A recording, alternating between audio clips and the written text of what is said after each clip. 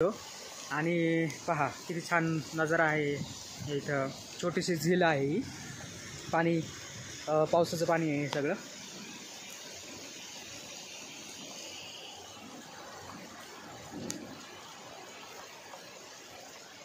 काश्मीरमधलं गुलमर्ग बर्फ पाहण्यासाठी खूप छान जागा आहे। आता सध्या बर्फ नाही आहे पण पाऊस पडतो इथं आणि वातावरण खूप थंड पण आहे। पाहूया आता वरती जाऊन आपल्याला बर्फ पाहायला भेटतोय का नाही। आपण आज आलो होतो खास बर्फ पाहण्यासाठीच। हे एक अशा मातीची घरं आहेत, जसे आपल्या इथं सुद्धा आदिवासी लोकांची घरं असतात तशाच प्रकारची ही मातीची घरं जी हरिश्चंद्रगडावरती वगैरे आपण ज्यावेळेस ट्रॅकला जातो त्यावेळेस आपल्याला तिथं पाहायला भेटतात। आणि तशाच प्रकारची ही घरं जम्मू काश्मीरमध्येही आहेत। खूप छान असा व्ह्यू आज आपण इथं या ठिकाणी पाहू शकतो। जम्मू काश्मीरच्या गुलमर्ग या ठिकाणी हा पहा हा बर्फ। आणि या अशा प्रकारे लोक 1500-2000 अशा प्रकारे लोक ह्या ट्रेकला हवाई सफर करू शकतात। आपण हवाई सफर नाही करत तर आपण आता ह्या ठिकाणी बाय वॉक ट्रेकिंग करत आहोत। खूप छान आत्तापर्यंतचा अनुभव तर आपला खूप छान आहे। आत्तापर्यंतचा व्हिडिओ तर काय आपण घेऊ शकलेलो नव्हतो, परंतु खरंच हे पहा किती मस्त व्ह्यू आहे। पाय थोडेसे सरकत आहेत तिथं, परंतु चालताना मजा येते। अचानक पाऊस आला, वाटलं नव्हतं पाऊस येईल, परंतु पाऊस आला आणि इथं हे पहा घरं, ही मातीची घरं। बर्फात सुद्धा मातीची घरं आपल्याला पाहायला भेटतील की नाही इकडं असं वाटलं होतं, परंतु आपल्याला ती पाहायला भेटत आहेत। हे आपलं एक नशीबच आपण म्हणू शकतो। आणि आणि असं घोड्यांवरती सुद्धा हा ट्रेक आपण करू शकतो। ज्यांना करायचं असेल ते लोक हे अशा प्रकारे घोड्यांवरती हा ट्रेक करत असतात। आता आपण या ठिकाणी एक दुकान आहे, तिथं आपण चहा वगैरे घेणार आहोत आणि मस्त चहाचा आस्वाद घेऊया आपल्या मित्रांसोबत। असं या छोट्याशा पुलावरून यावं लागतंय। आता मस्त ऊन पडलंय, आत्ता पाऊस पडत होता ना आत्ता ऊन पडलंय, म्हणजे वातावरण कसं चेंज होतं इथं पण हे पाहू शकतो। ब्लॉगिंग करते हो क्या?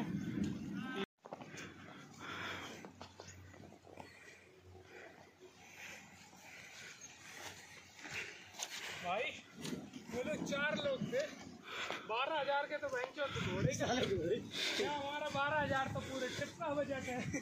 12,000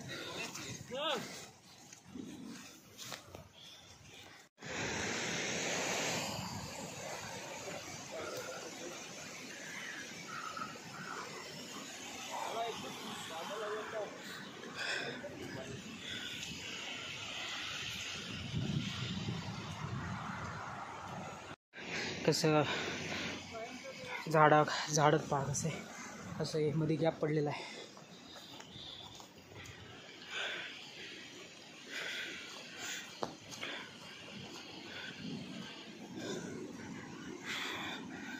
खूप सारी झरणे फुलं, हे सुंदर भारी अशी फुलं या ठिकाणी उमललेली आहेत, आपल्याला ते पाहायला दिसतात। आणि हा आपला ट्रेक खूप छान प्रकारे होतोय असं आपण म्हणू शकतो।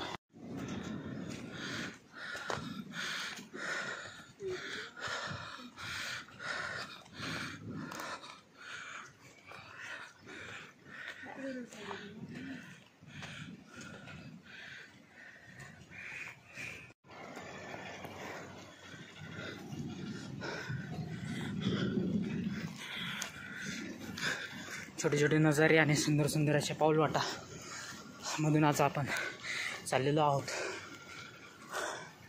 लोक खूप जण म्हणत होते की तुम्ही घोड्यावर का नाही आले, असे का नाही आले, पण खरा ट्रेकचा मजा तर हीच असते, जेणेकरून तुम्ही चढून कोणत्याही प्रकारच्या साधनांचा वापर न करता आपण ट्रेक केला पाहिजे। आजकाल आपल्याकडे किल्ल्यांवरती ही रोपवेचा प्रकल्प आणण्याचा प्रयत्न केला जातो, परंतु ज्या शिवाजी महाराजांनी गडकिल्ले जिंकण्यासाठी जीवाचं रान केलं, एवढ्या कठीण परिस्थितीत आणि मोगली आक्रमकांपासून स्वराज्य स्थापन केलं, आणि आपण तेच गडकिल्ले पाहण्यासाठी रोपवेचा वापर करतो आहे. यासारखी मोठी शोकांतिका अजून काय होऊ शकते या आपणच ठरवू शकतो. त्यामुळं गडकिल्ल्यांचा आनंद हा आपण घेताना रोपवेचं सहाय्य न घेता तो बाय वॉकिंगच आपण घ्यावा असंच मला वाटतं. कारण की आपण जे करतो आहे बाय वॉक जातो आहे यात एवढं शौर्य नाही आहे जे शौर्य आपल्या मावळ्यांनी त्या भूमीमध्ये त्या रणांगणात दाखवलं होतं. परकीय आक्रमणं उलथून लावून शिवाजी महाराजांनी त्यावेळेस स्वराज्याची स्थापना केली होती. आणि ती स्थापना करताना पाणी स्वच्छ सुंदर असतं, परंतु आत्ताच पाऊस झाल्यामुळं हे पाणी असं गढूळ झालेलं आहे ते आपल्याला पाहायला मिळत आहे. हे बा बरेचसे लोक फॅमिली छोटी मुलंसुद्धा बाय वॉकच हा ट्रेक करत आहेत. खूप छान वाटतं आहे हा ट्रेक करताना. पाय घसरत आहेत, परंतु कुठल्याही आव्हानांना सामोरं जाऊनच आपल्याला हा ट्रेक पूर्ण करायचा आणि आपण तो नक्कीच करूया. हे आपण चाललो आहे ते कोणत्या प्रकारचा गडकिल्ला नाही आहे, हा काश्मीरमधली आहे गुलमर्गची सुंदर वादिया.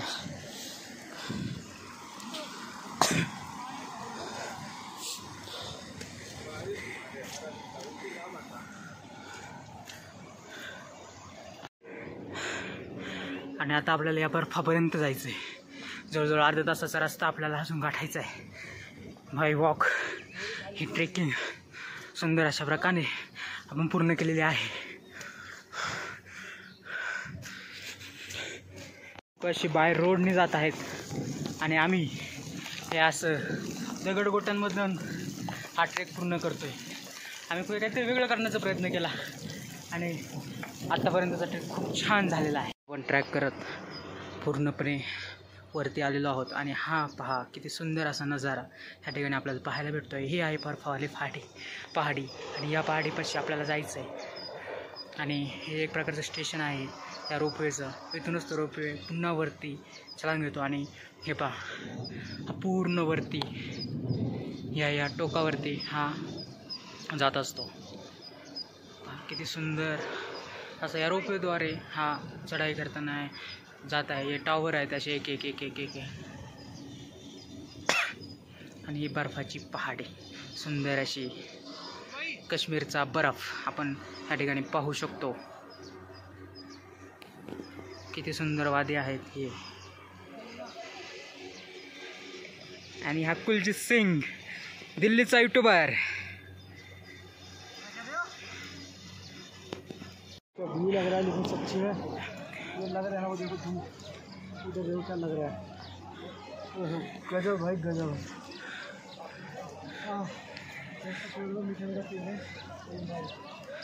आपल्याला हेच पाहण्यासाठी आपण इथं आलो होतो आणि आपल्याला ते पाहायला भेटतंय. खूप सुंदर असा बर्फाचा व्ह्यू ह्या ठिकाणी आपण पाहतोय. कश्मीर क्यों कहा जाता है कश्मीर को जन्नत, ये आज हम समझ सकते हैं.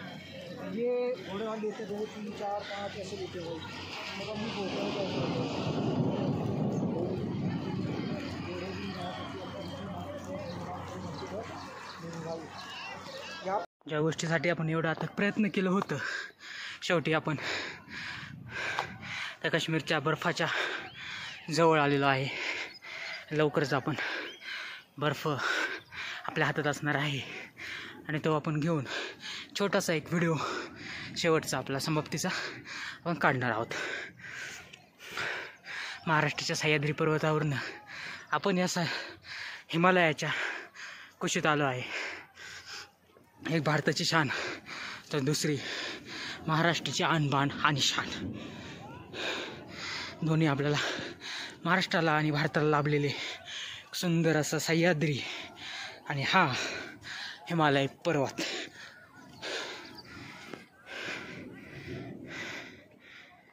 पहा कसं सुंदर असा नजारा आपल्याला पाहायला भेटतोय या काश्मीरच्या वादीमध्ये. या पहा आपण अशा रस्त्यांनी चालत चालत हा आपण ट्रेक पूर्ण केलेला आहे गुलमर्गचा. लोक 1000, 1200, 1500 घोडे आणि रोपवेला देतात, परंतु आम्ही या ठिकाणी पूर्णपणे चालत हा ट्रेक पूर्ण केलेला आहे. आणि याच्यातूनच दिसतं की कोणती गोष्ट करणं अशक्य नसतं, फक्त ते जिद्दीने करणं महत्त्वाचं आहे. निसर्गाचा आनंद घ्यायचा असेल तर तुम्ही ह्या अशाच प्रकारे बाय वॉक तुम्ही हा ट्रेक करायला हवा.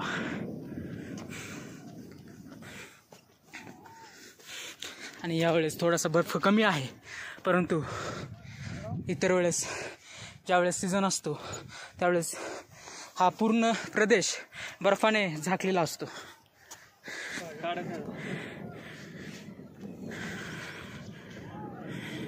आणि या ठिकाणी आपण बर्फ, जो काश्मीरचा बर्फ आपण आजपर्यंत पाहिला नव्हता, तो आज आपण पाहिलेला आहे. आणि आपण तो एक व्हिडिओ सुद्धा बनवलेला आहे. आणि हा व्हिडिओ आपल्या यूट्यूब चॅनलवरती लवकरच आपल्याला पाहायला भेटेल.